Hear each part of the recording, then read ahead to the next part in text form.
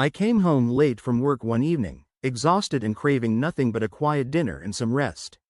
The kind of exhaustion that seeps into your bones, making every step feel like a Herculean effort. My shoes thudded on the hardwood floor, echoing through the empty hallway. I expected the usual, the comforting hum of Emily watching TV, the faint scent of dinner she'd reheated for me. Instead, the atmosphere in the house felt off, like the unsettling calm before a storm. Emily, my wife, sat on the couch, her laughter forced as she chatted on her phone with someone. Her smile didn't reach her eyes, and I knew her well enough to recognize the telltale signs of stress. Maybe it was work, or maybe she'd found out that the potted plant I was supposed to water had died a slow, dehydrated death. Either way, her behavior had been odd lately, but I'd been too wrapped up in my own exhaustion to dig deeper. As I headed to bed, I noticed she was still up, texting and giggling like a teenager. The uneasy feeling in my gut grew stronger. Something was off. Something was definitely off. The next morning, the mystery continued. Emily had left for work early, and I found her phone on the kitchen counter, screen lighting up with a new message. Out of sheer curiosity, or maybe a premonition, I glanced at the screen. "Last night was amazing. Can't wait to see you again." Read the text from her friend Jake. My heart sank faster than the Titanic. I picked up the phone, hands shaking, and confronted Emily as soon as she walked through the door. She confessed tearfully that she had slept with Jake, claiming it was a mistake. A mistake, like accidentally ordering a latte instead of an Americano. Anger and betrayal surged through me, but I couldn't bring myself to shout. Instead, I silently walked out, needing space to process this bombshell. The only sound was the door closing behind me, cutting through the deafening silence. I took a day off work to clear my mind. Wandering the city aimlessly, I ended up in a bar, drowning my sorrows in whiskey. Mark, my best friend since college, joined me. He listened patiently as I poured out my heart, offering advice and support. "You need more information," he said, ever the practical one. "Don't make any decisions without knowing the full story." His words provided a semblance of clarity in the storm of emotions raging inside me. Over the next few days, I started noticing things I had previously overlooked. Emily's frequent absences, her hushed phone calls, and the way she avoided my gaze like I was Medusa. I decided to dig deeper, seeking proof of the affair's extent. Fueled by a mix of paranoia and desperation, I installed a small camera in the living room, hoping to catch more incriminating evidence. My suspicions were driving me mad, but I needed to know the truth. The camera footage revealed Emily and Jake's interactions in our home. Watching them together, laughing and touching, felt like a dagger to my heart. The betrayal was now undeniable. I felt an overwhelming mix of rage and helplessness. The realization that my wife had brought her lover into our house was too much to bear. I spent hours staring at the footage, trying to understand how things had gone so wrong. Every laugh, every touch was a twist of the knife. Confronting Emily again, I demanded to know the full extent of her relationship with Jake. She broke down, admitting that it had been going on for months. Months. She claimed she still loved me and wanted to work things out, but her actions spoke louder than her words. Trust was shattered, and I couldn't see a way forward. I told her I needed space and decided to move into a hotel for a while. A cheap, soulless room where I could wallow in self-pity and consider my next move. At the hotel, dark thoughts began to brew. Revenge. The word echoed in my mind, a mantra of my shattered pride. I reached out to Mark, who suggested a more calculated approach. "Let's gather more dirt on Jake," he proposed, eyes gleaming with a mix of mischief and righteous anger. Turn the tables on him.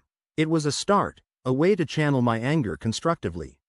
Ruining Jake's reputation and making him suffer the consequences of his actions felt like the only thing that made sense in this twisted reality. I began to meticulously document every interaction between Emily and Jake. This wasn't just about some voyeuristic curiosity, this was about justice. Late-night stakeouts, hidden cameras, and endless cups of coffee became my new routine. My work performance suffered, but honestly, who cares about quarterly reports when your marriage is imploding? I even hired a private investigator, Sarah, because apparently, I was now the protagonist in my own noir film. Sarah turned out to be a valuable asset. She was thorough, efficient, and had a knack for finding dirt. And boy, did she find dirt. Turns out, Jake had a history of similar affairs, preying on married women like some sort of serial adulterer. This revelation fueled my determination to expose him. As if that wasn't enough, Sarah discovered Jake was engaged to another woman, making his betrayal even more reprehensible. Seriously, did this guy have a secret ambition to break the world record for most hearts shattered? Revenge, they say, is a dish best served cold. So, I reached out to Jake's fiancée, Lisa, anonymously, of course. Sent her all the juicy evidence of his affair with Emily. The goal? To shatter his world just as he had shattered mine. I hoped Lisa would confront him, causing chaos in his personal life. The waiting game began, filled with anticipation and a twisted sense of satisfaction. I wanted to see Jake suffer, to feel the pain he had inflicted on me. Meanwhile, my relationship with Emily was deteriorating faster than an unwatered houseplant. Every interaction was tense, filled with accusations and resentment. She was desperate to fix things, but I was too consumed by my revenge plot to care. Emily's guilt was palpable, but it did little to mend the damage. I couldn't see her as the woman I once loved. She was now a betrayer, someone who had shattered my trust. Then it happened. Lisa eventually contacted me, devastated by the evidence I had provided. We met in person, and she shared her own experiences with Jake's deceit. Our mutual pain created a bond of sorts, a shared understanding of betrayal. Misery loves company, right? Lisa decided to break off her engagement with Jake, vowing to expose him to their mutual friends and family. Our alliance grew stronger, united by a common goal: ruin Jake's life. With Lisa's help, we began to craft a detailed plan to publicly humiliate Jake. Social media would be our weapon of choice. We gathered testimonies from other women Jake had wronged, compiling a dossier of his indiscretions. The goal was to release this information strategically, causing maximum damage to his reputation. Every detail was meticulously planned, from timing to the wording of posts. If this were a movie, it would be one hell of a climax. The day of reckoning arrived. Lisa and I simultaneously posted the dossier on various social media platforms, tagging Jake and his close associates. The fallout was immediate and brutal. Jake's friends and family were horrified, and his fiancée's public breakup with him added fuel to the fire. Watching the chaos unfold provided a grim sense of satisfaction. Jake's life was in shambles, and for a moment, I felt vindicated. But as the dust settled, I realized something. The satisfaction was fleeting, like a sugar rush from a cheap candy bar. The hole left by Emily's betrayal was still there, gaping and raw. Jake's downfall didn't change that. It didn't fix my broken heart or mend my shattered trust. It was a start, though. A step towards reclaiming some semblance of control over my life. And as I watched the chaos we had unleashed, I couldn't help but wonder where this path would lead next. Despite the satisfaction of seeing Jake's life crumble like a poorly constructed sandcastle, the aftermath left me with a hollow feeling. Emily and I were still living in a state of limbo. I couldn't bring myself to forgive her, and she was drowning in guilt. Our home felt like a war zone, filled with silence and unspoken words. The weight of betrayal hung heavy in the air, suffocating any chance of reconciliation. Mark, ever the voice of reason, suggested a temporary separation to clear my mind. I moved out of the hotel and into his guest room, seeking solace in the company of a trusted friend. Mark's presence was a comfort, but my thoughts constantly drifted back to Emily and the life we had built together. I couldn't escape the memories, the good times that now seemed tainted by her infidelity. Even the taste of my morning coffee was different, bitter with betrayal. During this time, I reconnected with old friends and threw myself into work, trying to regain a sense of normalcy. But every interaction felt shallow, every moment tinged with the bitterness of betrayal.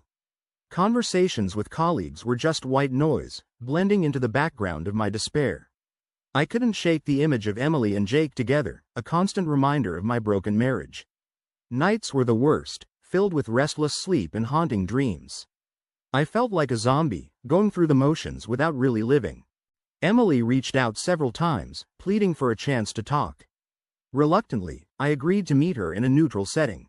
Over coffee, she poured out her heart, expressing regret and a desire to rebuild our relationship. Her tears were genuine, but I couldn't let go of my anger. The wound was too fresh, the pain too raw. I listened but remained distant, unable to commit to any decision. She looked at me with those tear-filled eyes, and all I could think was, how could you? As the weeks passed, I started seeing a therapist to sort through my emotions.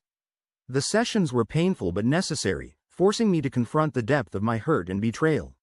My therapist encouraged me to explore the possibility of forgiveness, not for Emily's sake, but for my own peace of mind.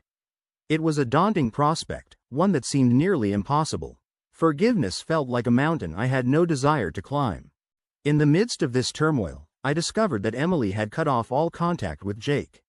She was trying to prove her commitment to repairing our marriage, but I was skeptical. Trust was a fragile thing, easily broken and hard to rebuild. Her efforts were commendable, but they felt insufficient against the backdrop of her betrayal. I couldn't shake the feeling that I was being manipulated again, that this was all just another act in her elaborate play. One evening, while I was at Mark's place, I received a call from Sarah, the private investigator. She had uncovered more information about Jake's past, including other affairs and shady business dealings. This new information presented an opportunity to hit Jake even harder, but it also made me question my own motives. Was this pursuit of revenge consuming me, turning me into someone I didn't recognize? As Sarah relayed the details of Jake's misdeeds, I felt a flicker of something I hadn't felt in a long time: hope. Not the kind of hope that things would get better with Emily, but hope that I could regain some semblance of control over my life. Revenge had been a way to channel my pain, but it was becoming a crutch. I needed to find a way to heal that didn't involve destroying someone else's life, no matter how much they deserved it. So there I was, standing at the precipice of a decision that could shape the rest of my life. Emily's pleas for forgiveness, the fresh dirt on Jake, and my own tangled emotions created a storm of confusion. I didn't know which path to take, but for the first time in a long time, I felt the stirrings of clarity. Maybe it was time to stop looking back and start figuring out how to move forward, even if the road ahead was murky and uncertain. Taking a step back from the revenge plot was like peeling off a band-aid from a festering wound, painful but necessary. I handed the new information about Jake over to Lisa, letting her continue the fight. My obsession with Jake had taken a toll on me, turning me into someone I barely recognized. It was time to regain control of my life. I immersed myself in work, finding solace in the routine and productivity. Numbers, deadlines, and client meetings became my new sanctuary, a distraction from the chaos of my personal life. Emily, ever persistent, suggested couples therapy. I agreed to attend a few sessions, albeit reluctantly. Each session felt like navigating a minefield. The therapist guided us through painful conversations, helping us unpack the layers of hurt and mistrust. Emily was sincere in her remorse, but my heart remained guarded, like a castle surrounded by an impenetrable moat. Each session was a struggle, a battle between my desire to heal and my instinct to protect myself. Vulnerability felt like an enemy, yet it was the only path to potential healing. During one of our therapy sessions, Emily dropped another bombshell. It wasn't just a physical affair, it was an emotional one too. This revelation cut deeper than I expected, reopening wounds I thought were beginning to heal. The betrayal felt even more profound, like discovering your favorite book had been rewritten with a tragic ending. I questioned whether our marriage was salvageable, or if we were just prolonging the inevitable. Amidst the turmoil, an old flame, Karen, reached out to me on social media. We had dated briefly in college, and her timing seemed serendipitous, almost like the universe was playing a twisted joke. We started chatting, and I found comfort in her familiarity. Karen's presence became a distraction from my pain, a reminder of a time before betrayal. Our conversations grew more frequent, and I felt a spark that had been missing in my life. It was like finding an old, beloved song on the radio, bringing a sense of nostalgia and warmth. My growing connection with Karen complicated things further. I was still technically married, trying to navigate the rocky path of reconciliation with Emily. Yet, Karen's presence made me question if I was capable of loving Emily again. The guilt of this emotional affair weighed heavily on me, but I couldn't deny the relief and happiness I felt when talking to Karen. It was like sneaking a piece of forbidden chocolate, sweet and comforting but laden with guilt. Emily sensed my distraction and confronted me about it. Our argument was intense, filled with accusations and regrets. I admitted to reconnecting with Karen, and Emily's reaction was a mix of hurt and anger. The irony of the situation was not lost on either of us. We were both caught in a web of infidelity, struggling to find a way out. The argument ended with no resolution, leaving us both emotionally drained, like two boxers who had fought to a standstill, too tired to throw another punch.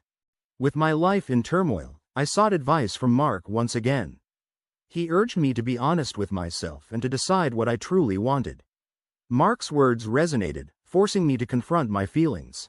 I cared about Emily, but the betrayal had fundamentally changed our relationship. At the same time, my connection with Karen offered a glimpse of happiness, a light at the end of a very dark tunnel. I was at a crossroads, torn between two paths, each with its own set of uncertainties and challenges. As I stood there, metaphorically speaking, at this intersection of my life, I knew a decision had to be made. It wasn't just about choosing between Emily and Karen, it was about choosing between the past and the future, between pain and the possibility of healing. The tightening noose of indecision and emotional turmoil threatened to choke me, but one thing was clear: I couldn't continue to straddle both worlds. It was time to take a decisive step, even if it meant walking into the unknown. Meeting Karen in person felt like striking a match in a room filled with gasoline. My internal conflict had reached a boiling point, and I needed clarity. We agreed on a casual dinner, but the underlying tension was palpable. Seeing her again brought back a flood of memories, and the chemistry between us was undeniable. It was like stepping into a time machine, back to when things were simpler, before life became a tangled mess of lies and betrayal. We talked for hours, the conversation flowing effortlessly. I found myself opening up to her in ways I couldn't with Emily. There was a comfort in Karen's presence, a familiarity that made the world feel a little less hostile. The evening ended with a kiss, a moment of weakness that complicated things even further. It was intoxicating and terrifying all at once, knowing I had crossed a line I couldn't uncross. Guilt consumed me after the encounter with Karen. I knew I had betrayed Emily in the same way she had betrayed me. The hypocrisy of my actions was glaring, and I struggled to reconcile my feelings. My therapist encouraged me to come clean to Emily, but the thought of another confrontation was daunting. I felt trapped in a cycle of betrayal and regret, each day blurring into the next as I tried to find a way out of the mess I had created. Emily discovered my meeting with Karen, having seen a photo of us on social media. She confronted me in a rage, and the argument that ensued was explosive. We both hurled accusations and insults, the pain of our mutual betrayals surfacing in full force. The fight ended with Emily packing a bag and leaving the house, the possibility of reconciliation slipping further away. The silence that followed her departure was deafening, a stark contrast to the chaos that had just unfolded. In the aftermath of the fight, I realized how much damage had been done. My pursuit of revenge and my emotional affair with Karen had only added to the chaos. I felt a deep sense of loss, mourning the relationship that had once been my anchor. Emily's departure left a void, and I was forced to confront the reality of our situation. Trust was shattered, and the love we once shared seemed irreparable. The house felt emptier, each room echoing with memories of better times.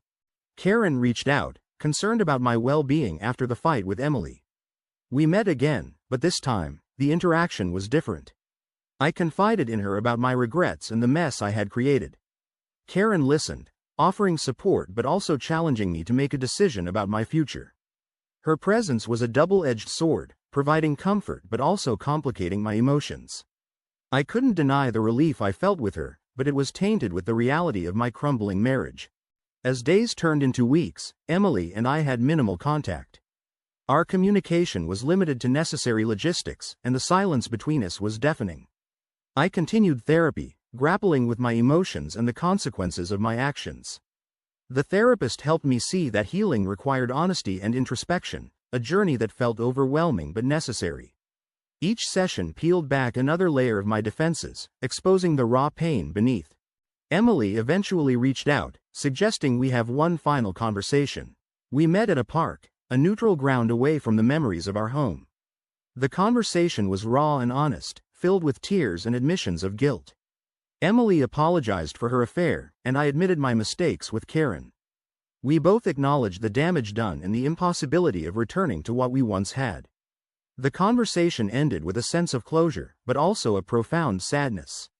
It felt like saying goodbye to a part of myself, a part of my life that was now irreversibly changed. The realization that our marriage was over hit me hard. The life I had known was gone, replaced by uncertainty and regret. Emily and I decided to file for divorce, ending our tumultuous journey. The process was painful, but it also brought a strange sense of relief. The constant tension and hurt were finally coming to an end, allowing both of us to start anew. As I signed the papers, I felt a mix of sorrow and hope. It was the end of an era, but also the beginning of something new. With the finality of the divorce, I could finally begin to focus on myself. The journey ahead was daunting, but I was ready to face it head on. It was time to find out who I was beyond the betrayal and heartbreak, to rebuild my life one piece at a time. In the wake of our decision to divorce, I moved back into the house temporarily to sort through our belongings. It felt like walking into a museum of our failed marriage, every item a relic of what once was. The process was emotionally taxing. I found old photos, mementos from our travels, and gifts exchanged during happier times. Each memory was a bittersweet cocktail of joy and betrayal, leaving a sour taste in my mouth. Emily and I divided our possessions, a symbolic act that underscored the finality of our separation. The process was amicable but somber, each of us silently reflecting on the end of our marriage. I kept some of the more meaningful items, unable to let go completely of the past. Emily did the same, and we parted ways, our lives now on separate trajectories. There was no dramatic farewell, just a quiet, mutual acknowledgement that this chapter was over. With the divorce proceedings underway, I focused on rebuilding my life. I immersed myself in work, taking on new projects to distract myself from the emotional turmoil. My colleagues noticed the change in me, offering support and encouragement. The routine of work provided a semblance of normalcy, a way to escape the constant replay of past events in my mind. At least numbers didn't lie or cheat. Karen remained a presence in my life, though our relationship was complicated by the circumstances. We continued to see each other, but I was wary of rushing into anything serious. My therapist advised caution, reminding me that healing from the betrayal required time and introspection. Karen understood, giving me the space I needed while offering her support. It was refreshing, having someone who didn't pressure me for more than I could give. As the months passed, the pain of the betrayal began to dull, replaced by a sense of acceptance. Emily and I finalized our divorce, the legal process marking the official end of our marriage. The finality was both a relief and a source of sadness. I signed the papers with a heavy heart, acknowledging the end of a significant chapter in my life. It was strange to think that a few signatures could sever years of shared history. Emily and I had one last meeting to discuss the logistics of our separation. The conversation was civil, both of us expressing a desire to move forward without animosity. We wished each other well, acknowledging the good times we had shared despite the painful ending. The closure was necessary, a way to finally put the past behind us and focus on the future. It felt like closing a book I had read too many times, the pages worn and tear-stained. I continued therapy, working through the lingering emotions and learning to trust again. The process was slow, but each session brought new insights and a deeper understanding of myself. I realized that forgiveness, both of Emily and myself, was essential for moving forward. Letting go of the anger and resentment was challenging, but it was the only way to truly heal. My therapist's office became a sanctuary, a place where I could unravel the tangled mess inside my head. Karen and I decided to take things slow, allowing our relationship to develop naturally. We spent time together, enjoying each other's company without the pressure of defining our relationship. Karen's patience and understanding were a balm to my wounded heart. She became a source of comfort and stability, a reminder that life could still hold happiness despite the pain. We shared simple moments that felt profound, like finding a calm oasis in the middle of a desert. As I navigated this new chapter of my life, I reflected on the lessons learned from my experiences. Trust and honesty became paramount, guiding principles for my future relationships. The betrayal had changed me, but it also taught me the importance of communication and vulnerability. I was determined not to repeat the mistakes of the past, striving for a healthier and more authentic connection with those around me. It was time to build a new foundation, brick by brick, one that could withstand the storms of life. Navigating this post-divorce world felt like learning to walk again. There were stumbles and falls, moments of doubt and fear. But there was also hope. Hope that the future, though uncertain, held the promise of new beginnings and uncharted happiness. Months after the divorce, when I was finally starting to feel a semblance of normalcy, I received an unexpected call from Jake. Yes, that Jake, the one who played a significant role in the destruction of my marriage. He wanted to meet and talk, claiming he had things to say that I needed to hear. My initial reaction was one of anger. How dare he? But curiosity, that meddling little imp, got the better of me. I agreed to meet him at a neutral location, determined to finally confront the man who had upended my life. The meeting with Jake was tense. He appeared contrite, expressing regret for his actions and the pain he had caused. Jake admitted that his relationship with Emily had been a mistake, driven by his own insecurities and need for validation. His apology felt genuine, but it did little to ease my anger. I listened, but my heart remained hardened against him. He was just another person who had ripped my life apart, and no amount of regret could change that. Jake revealed that his life had taken a downward spiral since the exposure of his affairs. He had lost his job, his friends, and his reputation. His admission brought a grim satisfaction, knowing that he was facing the consequences of his actions. However, it also made me question my own role in his downfall. The cycle of revenge had come full circle, and I was left to ponder its true cost. Was my own sense of justice worth the collateral damage? Our conversation ended with a mutual understanding that nothing could undo the past. Jake asked for forgiveness, but I couldn't offer it.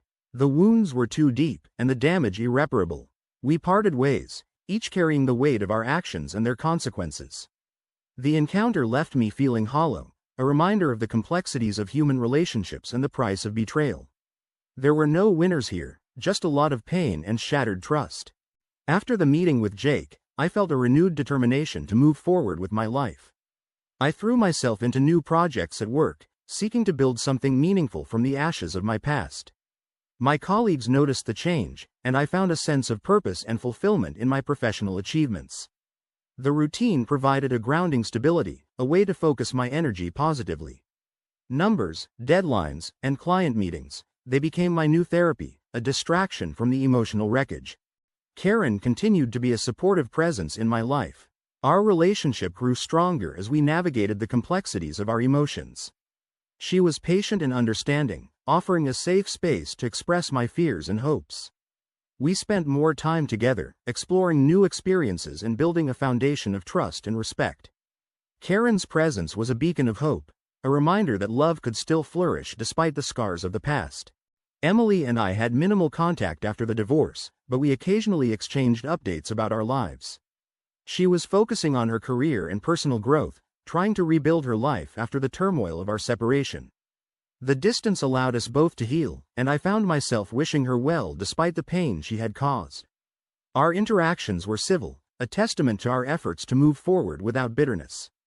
We had both hurt each other deeply, but there was no point in dragging that pain into our futures. I continued therapy, delving deeper into my emotions and uncovering the roots of my pain. The process was challenging, but it brought a sense of clarity and self-awareness. I learned to forgive myself for my mistakes and to let go of the anger that had consumed me. Healing was a gradual journey, but each step brought me closer to a place of peace and acceptance. My therapist became a lighthouse, guiding me through the fog of my emotions toward a clearer, calmer shore. One day, Emily reached out to suggest a final meeting, a chance to find closure and say goodbye properly. We met at a quiet cafe, the atmosphere charged with unspoken emotions. We talked about our lives, our regrets, and our hopes for the future. Emily apologized once again, and I found myself able to forgive her, not for her sake, but for my own. The conversation was cathartic, a necessary step towards healing. It felt like finally putting down a heavy load I had carried for far too long. After the meeting with Emily, I felt a sense of liberation. The weight of the past had been lifted, allowing me to fully embrace the future. Karen and I decided to take our relationship to the next level, moving in together and building a life that was rooted in trust and mutual respect.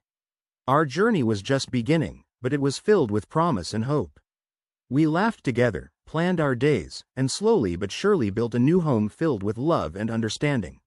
As I reflected on my experiences, I realized the importance of resilience and self-compassion.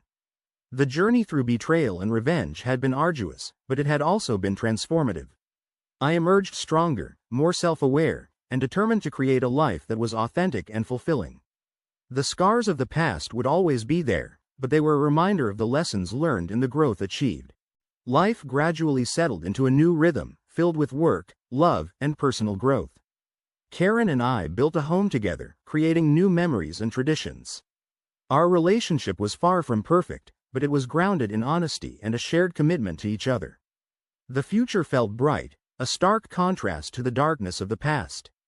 We faced challenges head-on, knowing that together, we could handle whatever came our way. Occasionally, thoughts of Emily and the betrayal would resurface, but they no longer held the same power over me. I had learned to acknowledge the pain without letting it define me. The journey of healing was ongoing, but each day brought new opportunities for growth and happiness.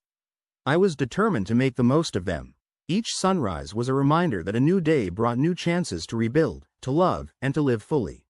Karen and I decided to take a trip together, a chance to celebrate our relationship and the new chapter in our lives. The journey was filled with laughter, adventure, and a deepening bond. We explored new places, created new memories, and solidified our commitment to each other. The trip was a testament to the resilience of the human spirit and the power of love to heal. We wandered through foreign streets hand in hand, each step a symbol of our shared journey. Returning from the trip, I felt a renewed sense of purpose and direction. The past no longer held me captive, and the future was filled with endless possibilities. I continued to focus on my career, setting new goals and striving for excellence. The journey of self-discovery and growth was far from over, but I was ready to embrace whatever came my way. With Karen by my side and a future filled with hope, I felt more prepared than ever to face the world and all its challenges. We were finally hosting our housewarming party. Our new beginning felt solid, real, something to celebrate. Friends and family gathered, filling our home with warmth and laughter. It was surreal, standing there with Karen, seeing everyone together, smiling, drinking, sharing stories. The evening was a testament to the resilience of the human spirit, a celebration of love and friendship. Even in the face of betrayal and pain, new beginnings were possible. I never thought I'd see the day when I could look at a crowded room and feel something other than dread. During the party, Mark pulled me aside, his smile broad and genuine. "You've come a long way," he said, clinking his glass against mine. He had been a steadfast friend throughout the ordeal, and his words of encouragement meant the world to me. We reminisced about the past and toasted to the future, grateful for the bond that had weathered so many storms. Mark's friendship had been a constant source of support, a reminder that I was never alone. Even when everything else felt uncertain, he was there, a solid rock in the chaotic ocean of my life.